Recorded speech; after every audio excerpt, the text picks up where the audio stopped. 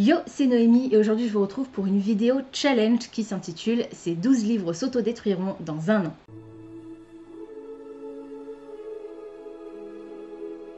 J'ai encore piqué l'idée sur la chaîne de Becca. J'adore cette fille, je vous remettrai le lien vers sa chaîne et sa dernière vidéo du même genre en barre d'infos. C'est une vidéo qui consiste à sortir les 12 plus vieux livres de votre pile à lire et à tenter de les lire dans l'année qui va s'écouler. Au bout d'un an, de date à date, si vous n'avez pas lu certains de ces ouvrages, vous devez les enlever de votre pile à lire, les supprimer, les donner, les vendre, faire ce que vous voulez, mais ils doivent partir de votre pile à lire. J'ai trouvé le concept vraiment super, ça permet de faire de la place et puis ça permet de se rendre compte des ouvrages que finalement, ça fait tellement longtemps qu'ils sont là qu'on n'a plus du tout envie de les lire. Donc, je vais vous présenter les 12 plus vieux titres de ma pile à lire générale. J'ai enlevé parmi ceux-là les titres qui se trouvent dans ma pile à lire pour le Cold Winter Challenge.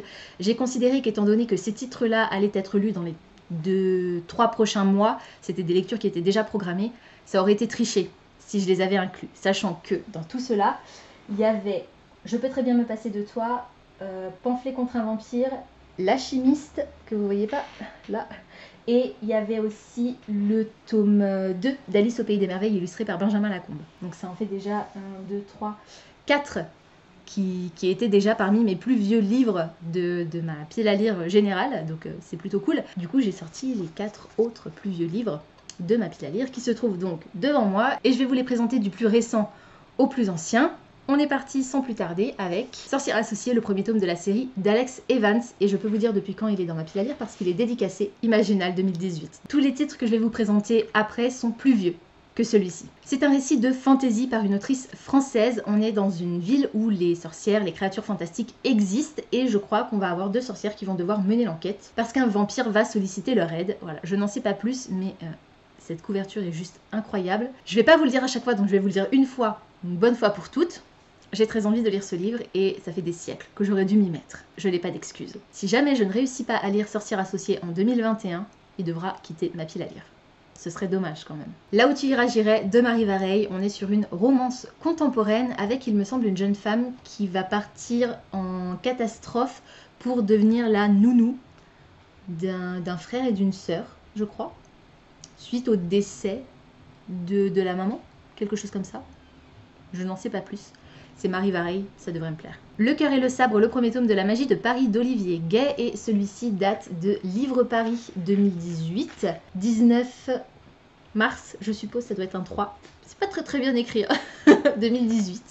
Voilà, donc il est aussi dédicacé. Face aux démons, son sabre et son cœur seront ses seules armes. Ça se passe en France, c'est un auteur français. Jusqu'à présent, les 3 auteurs que je vous ai présentés sont des auteurs français. Et j'aime énormément Olivier Gay, c'est un être humain incroyable, très drôle, très gentil, donc j'ai hâte de me replonger dans ses récits. Il serait temps que je continue et un jour éventuellement termine Les Chroniques lunaires de Marissa Meyer. Ici c'est le tome 3 qui est dans ma pile à lire depuis Livre Paris 2018 aussi, donc voilà, depuis et qui est aussi dédicacé depuis mars 2018. Les Chroniques lunaires, on est sur une réécriture de contes, donc dans le premier tome Cinder, on est sur une réécriture de Cendrillon, dans une Asie de science-fiction avec des cyborgs, des robots. Disons que Cinder, qui représente Cinderella, donc Cendrillon, est à moitié cyborg. Voilà. Donc, j'avais beaucoup aimé le premier tome. J'avais aussi énormément aimé le tome 2 avec Scarlett, qui est donc le petit chaperon rouge. Et là, on est sur Réponse, évidemment, Cress. Voilà, donc j'ai hâte de continuer la série, mais je pense qu'il faudra que je relise les tomes 1 et 2 avant de me replonger dedans. La fille de la noyée, le premier tome des ombres de Julia de Catherine Egan. Certains pouvoirs se paient cher. On va rencontrer Julia qui a le pouvoir de se rendre invisible. Je n'en sais pas plus, je n'ai pas spécialement envie d'en savoir plus. Ce livre était dans la 1001 livres box de mars 2018, donc je l'ai reçu à peu près en même temps que Livre Paris, voilà, donc toujours début 2018, et je vous ai dit, je vous l'ai fait du plus récent au plus ancien, donc plus ça va aller, plus ils vont être vieux. Je crois pas que j'ai de date pour les autres, on verra. Voilà. En tout cas, c'est également une autrice française, il me semble. Cette couverture est sublime, et pareil, comme les autres, hein, j'ai aussi hâte de le découvrir, et j'espère que je vais réussir à le faire en 2021. Ensuite, si je ne continue pas cette série et que je suis obligée de l'enlever de ma pile à lire, je sens que je connais quelqu'un qui va me tuer. Golden Son, le deuxième tome de Red Rising de Pierce Brown. C'est de la dystopie, ça se déroule dans passe, oui et non. On a une partie qui se déroule sur Mars. Voilà, on a des clans qui sont répartis en différentes couleurs selon la puissance. On a les rouges qui sont tout en bas de l'échelle et on a les ors qui sont tout en haut. Et on va rencontrer Darrow qui est un rouge et qui va se faire passer pour un or pour intégrer et infiltrer le clan ennemi et surtout à obtenir vengeance pour la mort des êtres qui lui sont chers. J'avais adoré le premier tome et je m'y attendais pas du tout parce que c'est de la science-fiction dystopique et moi j'aime pas du tout ça. Enfin, faut que j'arrête de dire ça puisque vraisemblablement je me fourvoie. Mais j'avais vraiment beaucoup aimé le tome 1 que je devrais à mon avis relire pour pouvoir lire le tome 2 et le tome 3 qui se trouve aussi dans ma pile à lire. En tout cas, voilà, le tome 2 fait partie des plus vieux livres de ma pile à lire, donc il serait temps que je m'y mette. Et je peux pas vous dire depuis quand je l'ai, puisque c'est une édition France Loisirs que j'avais achetée de moi-même, donc voilà. Les Enchantements d'Ambremer, le premier tome du Paris des Merveilles de Pierre Pével, et celui-ci, il est dédicacé et il date d'octobre 2017. Oui. Alors octobre 2017, c'est la date à laquelle ma sœur l'a fait dédicacer à Gradignan pour le lire en poche ou quelque chose comme ça. Enfin, il y a un festival du livre de poche qui se déroule là-bas tous les ans à Gradignan et comme elle habite près de Bordeaux, bah, elle y était allée pour moi, elle m'avait pris quelques bouquins. Celui-ci en faisait partie, du coup je l'avais réceptionné à Noël 2017, donc il a été dédicacé en octobre, mais il est dans ma pile à lire seulement depuis décembre 2017.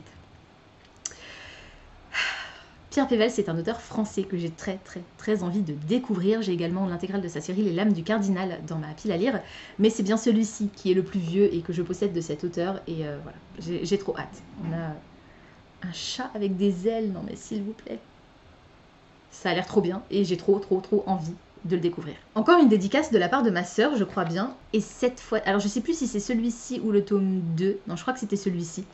Là c'était à une Fnac à Bordeaux aussi, ou un Cultura à Bordeaux, et ma soeur était allée pour moi à la dédicace d'Alison Germain, donc c'est Le Souffle de Midas, le tome 1 des Chroniques Homérides, et je crois que là il n'y a pas de date, mais j'avais dû le récupérer aussi à Noël 2017, donc voilà.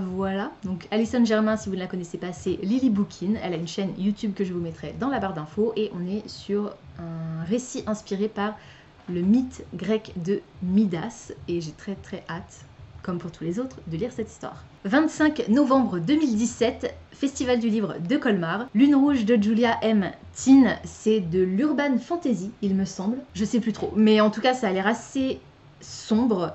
J'avais énormément aimé Résilience de l'autrice, par contre j'avais pas du tout aimé le premier tome de sa série Angela, qui pourtant était avec des métamorphes et qui aurait pu énormément me plaire, mais que j'avais pas spécialement accroché à son style. Après, il me semble que Angela, c'était sa première série. Je crois que Lune Rouge est venue après, donc peut-être qu'entre-temps, la plume de l'autrice a mûri. Et je vous l'ai dit, Résilience, je l'avais adoré et on était sur des thématiques assez graves. Donc là, le fait que ce soit aussi sombre, peut-être que ça me plaira plus. Et il me semble que ça se passe près de Mulhouse, j'ai un doute. Mais il me semble qu'il y avait quelque chose comme ça. Donc pareil, celui-là, c'est un sacré pavé.